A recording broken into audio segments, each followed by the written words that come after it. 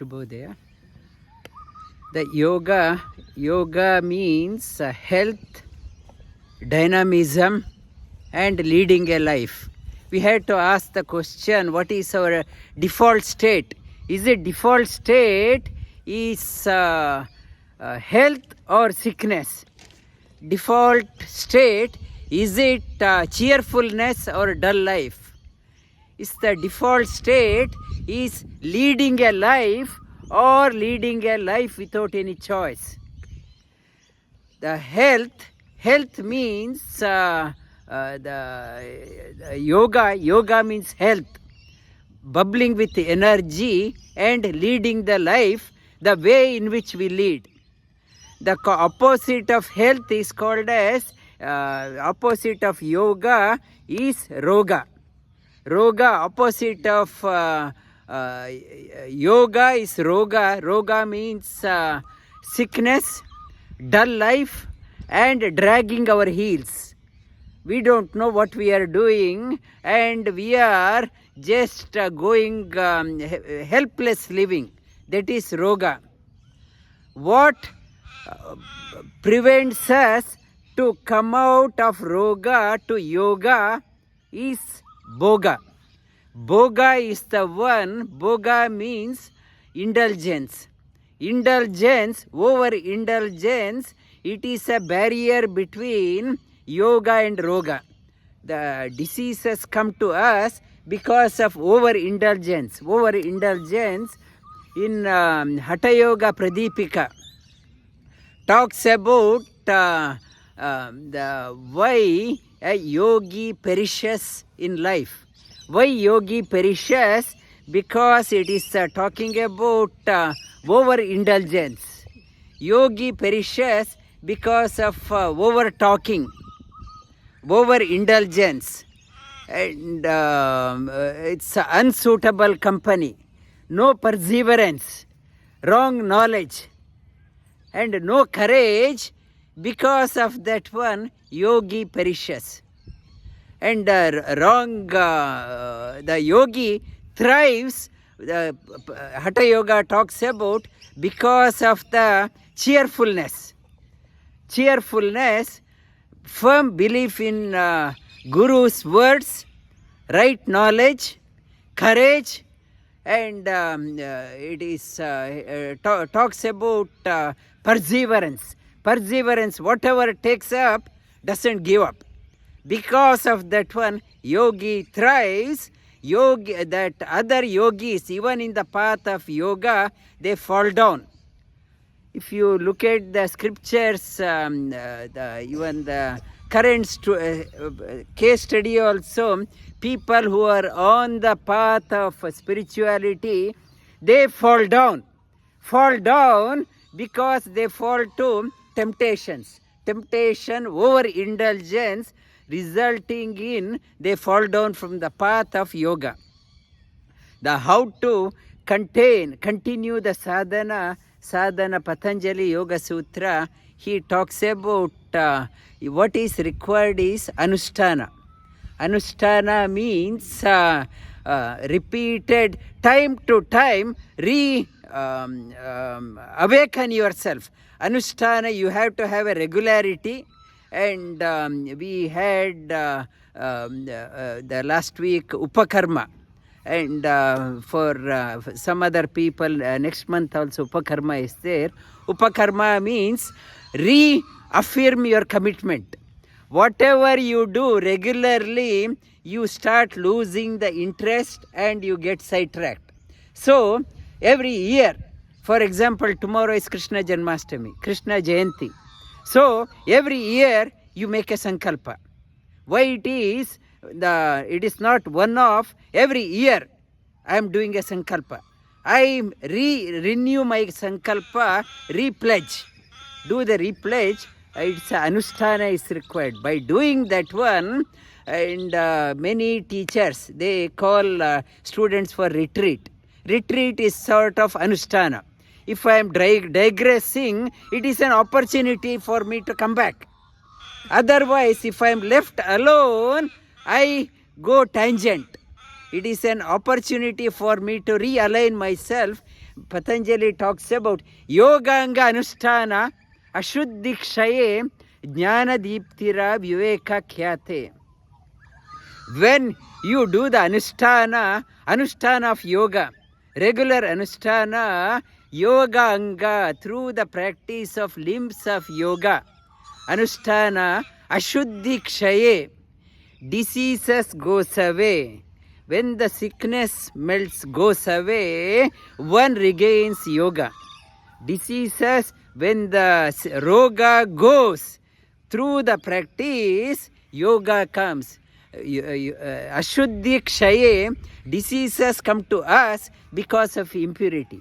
Impurities in the physical level, it comes through the food, in the thinking level, and the 14th chapter of Bhagavad Gita we started upon, it is talking about the dull mind. It is also not uninspired mind, it is a sort of sickness. It is a sort of sickness. I am not motivated to do anything. Ashuddhi Kshaye, Jnana Deeptira Viveka Khyate. Viveka Khyate means one develops a power of discrimination. What is right and what is wrong. We are all on a shelf life. We can't do anything for a long time. I can't keep on playing, for example, Nilesh, cricket. How long I can play cricket? I age after that one. I have a shelf life. How to utilize this shelf life wisely? Jnana Deeptira. One develops a power of discrimination. My shelf life. How can I utilize my shelf life? Time is not waiting for anyone. Death can pounce on me anytime. And Viveka Khyate, Jnana Deeptira, light of knowledge. I have to hold that light of knowledge and move in the right direction and march in that direction. Patanjali talks about Ashuddhi Kshaye Jnana Deeptira Viveka Khyate.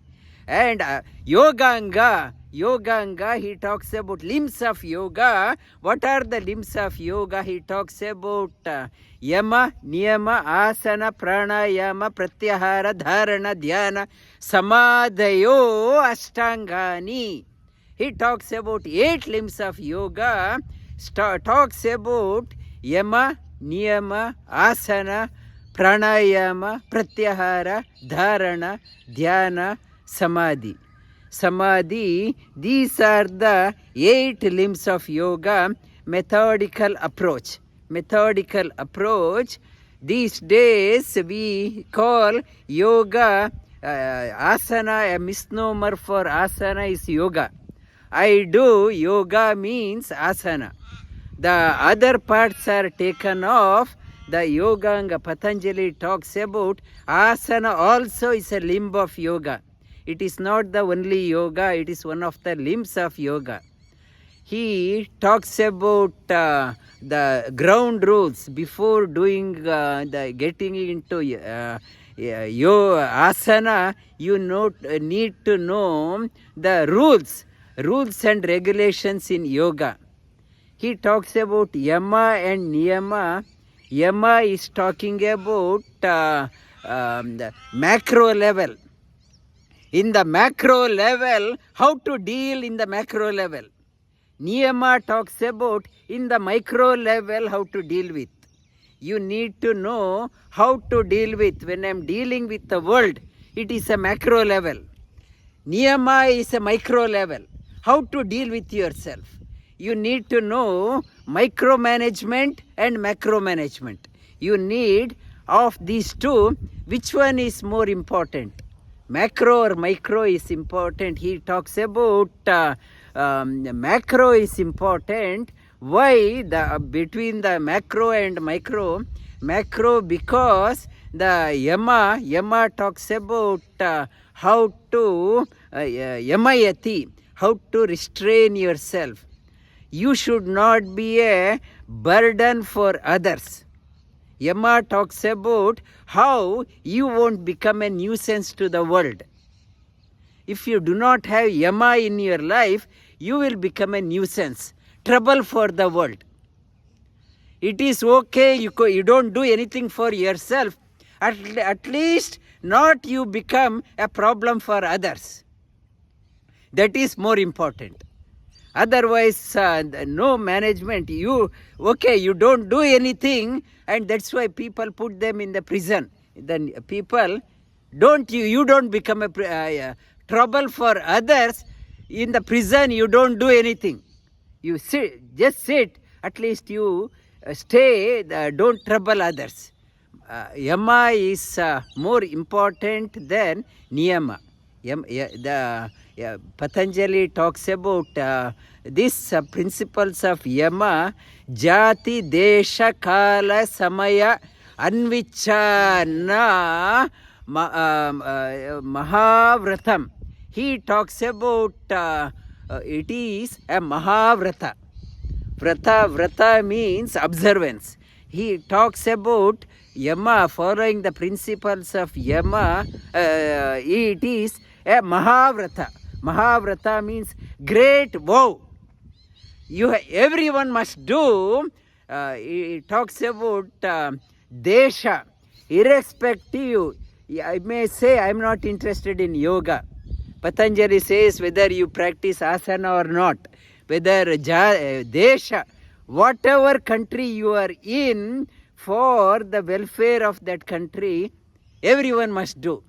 Everyone, desha, kala, whatever time, in 2024 or in 50 years time, 100 years time, samaya, whatever time, in the morning time, evening time, night time, all times. Desha, kala, samaya, jati, desha, kala. Jati, he talks about jati. Jati means whatever your denomination of birth, whatever your religion is, irrespective of your religion, irrespective of your country where you are living, and any time, and any period and any time, jati, desha, kala, samaya, anvicha, na, ete mahavratam. These yama, principles of yama, he calls it as a mahavrata. Everyone must observe. If we want peace in the country, if you want the country to prosper, everyone must contribute. Everyone, by applying the principles of yama, your home will prosper, your workplace will prosper, your country will prosper, world will prosper. He calls the principles of yama as a mahavrata. Mahavrata, everyone must follow. And niyama principle is talking about your own enrichment. Before I first is yama talking about not to be a problem, and yama is talking about you contribute to the world. Niyama says before I contribute, I should have. How can I enrich myself? Without enriching myself, I can't contribute. I was telling Prashant, Raghavendra Swamiji's 353rd Aradhana was there, his 353rd year of passing. Still, the thousands of people across the world, millions of people follow him. They get the desired things from him. I told him, before him Krishna Deva Raya was there. He was known for his wealth.